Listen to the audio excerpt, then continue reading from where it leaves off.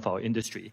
But we are actually identifying some of these themes that you're talking about and trying to build models where the kind of content is not chained up for the younger users. So it's something we take very seriously too. We're seeing eating disorders in elementary age kids now, and I need you to expedite that process as much as possible because parents out there are worried, and I'm worried as a pediatrician. Parents can't take themselves off of these platforms. Kids, there's no way they're going to take themselves off, and we need you to do your part. It may affect your bottom line, but it could save this generation. I share your concerns, and I commit to doing more. Yeah. Gentlelady yields back. Chair recognizes the gentleman from Pennsylvania, Mr. Joyce. Thank you, Chair Rogers and Ranking Member Pallone, for holding this hearing. According to an August 2022 article in the New York Times, TikTok's in-app web browser can track every individual keystroke made by a user. We have heard today about the various ways in which the app's code could be used to monitor or track users, and likewise, we've heard concerns that this data may not be fully isolated from access by the Chinese Communist Party. That said, I'd like to know more about the historical, non-public U.S. personal data that your company has already amassed.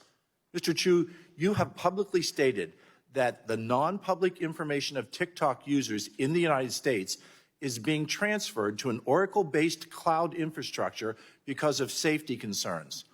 Will that be completed by the end of this week, by the end of this month? What's the outline for dealing with that data that you've already amassed?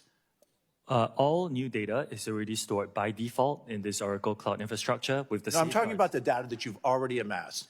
We are in the process of deleting. What timeline will that data be able to be stored? I believe we will be able to get it done this year. I'm hiring. This year, thank you. It's not going to occur anytime soon.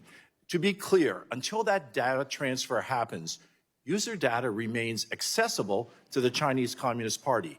On March 1st of this year, the committee asked you when you plan to delete non-public historical U.S. user data. Are you aware of this? Congressman, I disagree with this assessment that the Chinese government can get access to the data.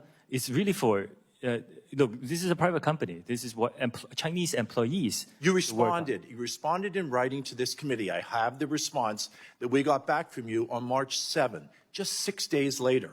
Your attorneys wrote, the company, I'm quoting, the company plans to begin the process of deleting non-public historic U.S. user data this month and anticipates that the process will be completed this year.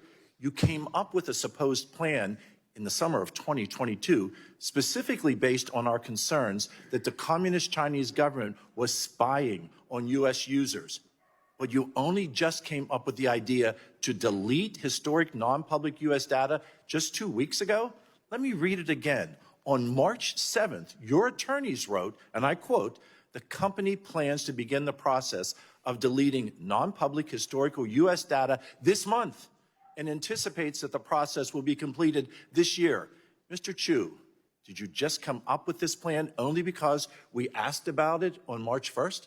No, we started deleting this. Well, because that's what it looks like to me. We hired a third-party auditor to help us with this. Wouldn't you agree that awaiting even minutes for this personal privacy protection is absolutely wrong and it is not in the best interest of your users? Congressman, respectfully, there are many companies that use a global workforce. We are not the only one. We are just taking action after hearing Given the delay in many other companies this have data not. and what we've already established about the ability of the Chinese Communist Party to access personal user data, would you agree that no U.S. government electronic devices should have access to TikTok platform as your lackluster security currently stands? I disagree with that characterization. Like I said, Do you think the U.S. that any individual should be utilizing that on any government platform? I think the government devices shouldn't have no social media apps, to be honest, but and not targeted to us. Mr. Chu, during this hearing, you have mentioned several times that there is a, quote, different experience, your words, for children under the age of 13. That is correct. Different experience. Mr. Chu, do you allow your children under the age of 13 to participate in TikTok? Yes or no? I did just explain this in detail. This experience doesn't exist in Singapore where my children live. If my children lived here, then yes. Based on what we've heard today, it's clear to me that TikTok as a company cannot be trusted, and that Americans remain significantly at risk because of the TikTok app. I still contend that TikTok is the spy in Americans' pockets. I want to acknowledge that TikTok does have the ability to make those changes, but unfortunately, we have not heard that from you today. We have not heard a commitment to be able to protect the personal privacy that Americans expect and that Americans deserve. Thank you, Madam Chair, and I yield the remainder of my time. Gentleman yields back. Chair recognizes Ms. Tran for 5 minutes. Thank you, Madam Chair. Mr. Chu, many big tech CEOs have sat where you're seated today and tried to run out the clock during a hearing like this one. They were trained not to answer questions and just wait for the news cycle to pass so that they could get on with business as usual.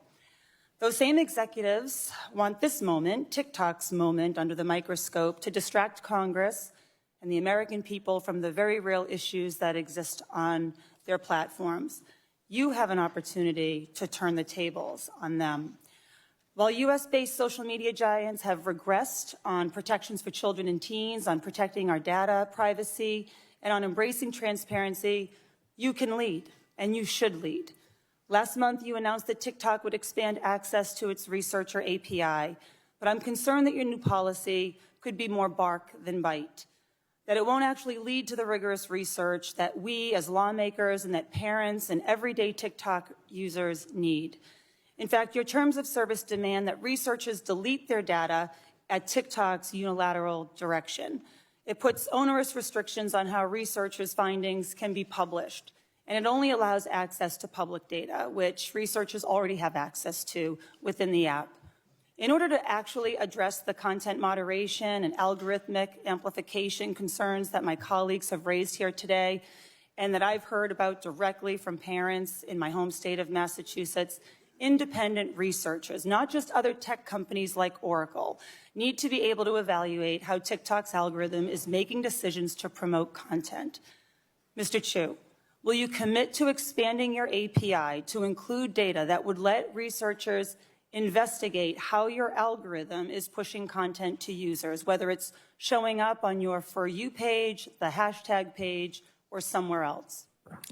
We are, one of the commitments I gave in the opening statement is a commitment to transparency and third-party monitoring. So, Congresswoman, I will look into the details of that and get back to you.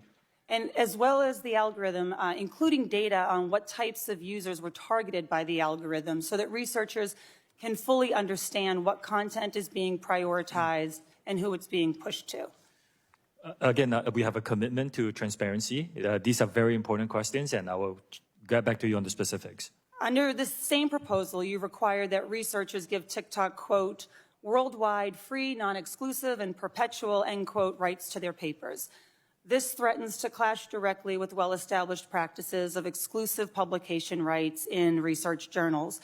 Mr. Chu, why does TikTok need those rights? I would need to get back to you on that specifics, if that's okay. Yes, I don't see how we can expect researchers to do their work under these terms and then tout transparency. I'm going to shift gears with the time that I have remaining, Mr. Chu. I'd like to talk about TikTok's efforts to protect children and young users. In 2021, the UK's Age-Appropriate Design Code went into effect, mandating 15 standards that companies like you need to follow to protect children on your platform. You still operate in the United Kingdom, which means you should be in compliance with this code. So my question is simple. Will you commit to extending the protections currently afforded children in the UK to the millions of kids and teens who use your app here in the United States? We take the safety of the younger users on our platform very seriously. It's a good way to prove it. Every country is a little bit different in context, and let me look at the specifics and bring some of the best practices across the world. But well, those best practices are they're being executed around the world. We just want the same for our kids here in the United States. I mean, Mr. Chu, when we spoke a couple of weeks ago, you indicated interest in taking steps to earn trust, our trust. And to me, it hasn't happened today so far. But but rather you've ducked behind industry standards and comparables to your competitors, which we know are woefully insufficient. I strongly urge you to consider these terms, these commitments, make the case for why you're different from your American competitors and do better than them on transparency, which you've mentioned countless times today, but which we don't really have anything tangible to point to. Yes, I don't want to make excuses for our industry or ourselves. I think there's a lot of work that needs to be done. We take this very seriously.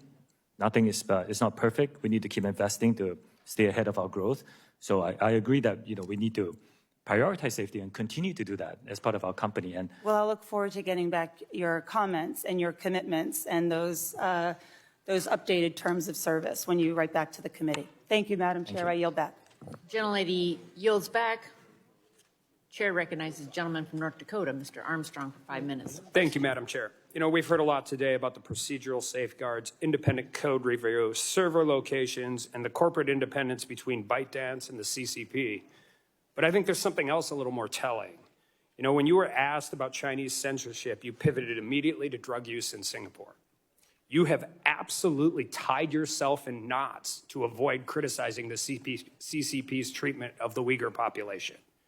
And I think it begs the first question, before we ever get to Project Texas, which I'll get to in a section. If the CCP demanded that ByteDance hand over all of the data that they had on U.S. users in their possession, and ByteDance refused, I wonder what would happen. I wonder if Jack Ma might have an opinion on that, and I wonder if he'd be allowed to give it. But let's talk about Project Texas for a second. Project Texas envisions a new U.S.-based TikTok subsidiary. You have stated that this arrangement is unprecedented. I'd argue the reason it's unprecedented is because it requires continual oversight and monitoring by the U.S. of a private business because it poses a national security threat. The new subsidiary's board would report to and be approved by CFIUS. CFIUS will also specify hiring requirements as well as interact with Oracle as it performs its data role. That is an extraordinary corporate governance structure. I have questions whether it complies with corporate law and fiduciary duty to shareholders. Yet the core concern is that the proposes unparalleled integration with the U.S. government with a private company, which will require significant government resources. All of that to allow a continued operation of a social media platform that has serious national security implications. And CFIUS's workloads already dramatically increased in recent years, with a 30% increase in declarations and a 45% increase in joint voluntary notices. And there's bipartisan consensus that CFIUS needs to be expanded as we speak. Mr. Chu, can you identify a similar corporate arrangement that requires federal government to expand such resources to monitor an alleged data privacy and national security risk? Congressman, I'm not an expert on this matter. I believe that there are certain similar arrangements, but I'm not the expert on this matter. Well, the only one I could find was the UK created the Huawei Cybersecurity Evaluation Center in 2010 to assess Huawei's tech and to detect malicious activity and guard UK's networks. That's worked so well that the United Kingdom is now planning on kicking Huawei out of Great Britain. You stated that TikTok has invested $1.5 billion in Project Texas. Are you aware of any discussions or proposals that entail TikTok funding or offsetting the costs of CFIUS' role? Those discussions are, I need to get back on the specifics, but I can tell you, yes, we did spend approximately $1.5 billion US on our side. You spent $1.5 billion on Project Texas. But do you have you agree that if CFIUS takes on this role, they're going to need a massive influx of dollars and human resources, right? I cannot speak on behalf of CFIUS, Congressman. Should the U.S. government expend such resources to create this extraordinary arrangement for TikTok, especially considering alleged data privacy and national security risks? Congressman, I cannot speak on behalf of the United Well, but States. Project Texas doesn't work without CFIUS, right? Project Texas, as you guys have proposed it, does not work without CFIUS involvement. The idea behind Project Texas is the firewall of U.S. user data. Make sure it's stored by an American company, overseen by American personnel, and we will invite third-party monitors to monitor this. So that, in essence, at least as far as I know, is the majority of the cost, because it will rely on not just us building the infrastructure, but us, finding and hiring these third-party monitors who are vetted to come in and monitor this structure. You talked earlier about the shareholders' ownership of TikTok, and you said 60% is global investors, 20% is employees, and 20% is original founders. Are all those voting shares the same? No, the founder has weighted voting rights as is common in our industry. So as far as a voting block of shares owned in ByteDance, do you know if the Chinese Communist Party, not Chinese government Communist Party officials, the Chinese Communist Party, do you know what their percentage of the actual voting block share of ByteDance is? The Chinese Communist Party doesn't have voting rights in ByteDance. Chinese Communist Party members is a different question. I Do the founders control the voting block of ByteDance's shares? I do know that the founder himself is not a member of the Communist Party, but we don't know the political affiliation of our employees because that's not something we ask. Does the Chinese government know the political affiliation of their Chinese citizens? I cannot answer that question on their behalf. I yield back. Gentleman yields back. Yield to the gentle lady from New Hampshire, Ms. Custer. 5 minutes. Thank you, Madam Chair. Mr. True, I just want to say I agree with all of the comments of many of my colleagues today that we need to take a close look at whether TikTok poses a national security risk. For today, I'm going to focus my limited time on how TikTok can better protect its youngest users. And I think a number of us have identified as parents today and have serious concerns as we relayed to you. Just this week, I heard from a parent in my district in Nashua, New Hampshire, whose child was served harmful content on TikTok and has needed counseling as a result. This experience is not unique to this family, and it underscores the need for better child protections on your app. I'd like to dig further into TikTok's current safety and privacy controls for children. I understand that TikTok restricts certain app capabilities for users under age 18 and has additional restrictions for users under age 16 or 13, such as limiting who can interact with them on the platform. However, these protections are worthless if any savvy child can easily bypass these age restrictions by deleting their own account and creating a new one with a different age. And by easily, I mean you can literally go in and open another account using the same email address. So I've been made aware by child safety groups, including Fair Play for Kids and Common Sense, that it is that simple for young users to bypass the age restrictions on TikTok. Yes or no, are you aware of this issue? I apologize. I think that's a great question that you raised. If a user inputs an age and is blocked, my understanding is that if the user tries to do it again within a short period of time, and I won't disclose publicly. We did it in our office yesterday. You can go right back in, use the exact same email address, and open a new account. So can I get your commitment that you will at least fix that bug? I will go and have a look at it, yes. Thank you.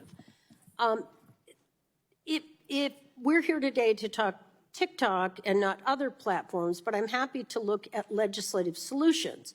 In the interim, TikTok has a responsibility to do more to protect its young users, and I will accept your commitment to take a look at fixing that issue.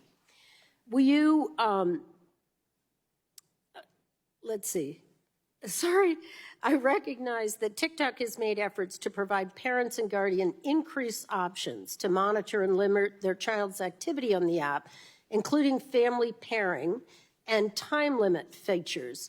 But I still have concerns. In order to access family pairing, parents then must download the app onto their phone. And this sounds like a design to lure more users onto the app rather than a practical safety feature.